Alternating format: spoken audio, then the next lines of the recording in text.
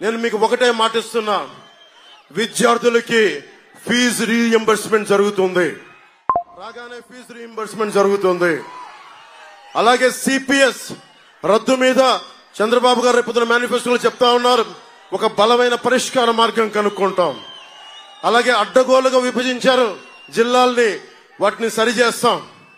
అలాగే ఇక్కడ ఏమైతే ఫుడ్ ప్రాసెసింగ్ యూనిట్స్ కావాలో, కోల్డ్ స్టోరేజ్లు కావాలో అవన్నీ చేస్తాం. ముఖ్యంగా ఇది జనసేన బాధ్యత. ఎమ్మెల్యే మన అభ్యర్థి కాబట్టి మరింత బాధ్యతగా ముందుకెళ్తాం. అన్నిటికంటే కూడా ఇక్కడ ఉపాధి అవకాశాలు పెట్టుకొని, మీకు తెలుసు కిరణ్ కుమార్ రెడ్డి గారు ఎంత అద్భుతంగా చేశారు చిత్తూరు జిల్లాని. ఆయన ముఖ్యమంత్రి హయాంలో ఒకప్పుడు ఒక 40 లక్షలు 50 లక్షలు ఉండే ఎకరం ఈరోజు 12 కోట్ల రూపాయలకి వెళ్ళిపోయింది ఆయన పుణ్యమాని. అలాంటి చోట్ల పరిశ్రమలు రాలా, ఉపాధి అవకాశాలు రాలా, ఎక్కడికి పారిపోతాం?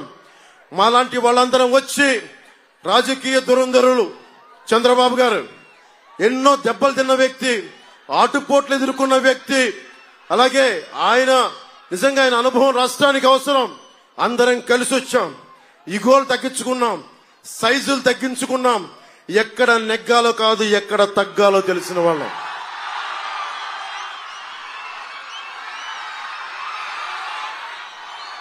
జగన్ ఒకటే మాట్లాడతాడు, అద్భుతం చేశామని.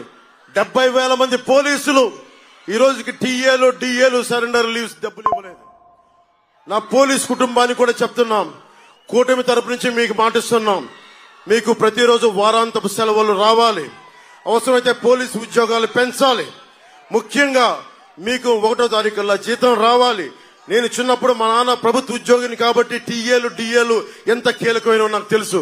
మీ టీఏలు డిఏల్ని జాగ్రత్తగా మీకు అందించే బాధ్యత కూటమి ప్రభుత్వం తీసుకుంటుంది. అలాగే ప్రతి ఒక్కరికి ఇది చెప్పాల్సినవన్నీ పెద్దలందరూ చెప్పారు. నేను ఒకటే మాటిస్తున్నా, ధైర్యం చచ్చిపోయింది ఈ సమాజంలో. ఇంతమంది ఆడపడుచులు ఉన్నారు, మీరే ధైర్యం నింపాలి. యువతకి ధైర్యం మీరే నింపాలి. వీర తలకం దిద్దాలి. ఒక్కొక్కరికి అన్యాయాలపైన అక్రమాలపైన ఎదురొడ్డి నిలబడాలని చెప్పి మీరే వీర తిలకం దిద్ది ఈ రాష్ట్రానికి రాయలసీమకి మీరే ధైర్యం నింపాలి.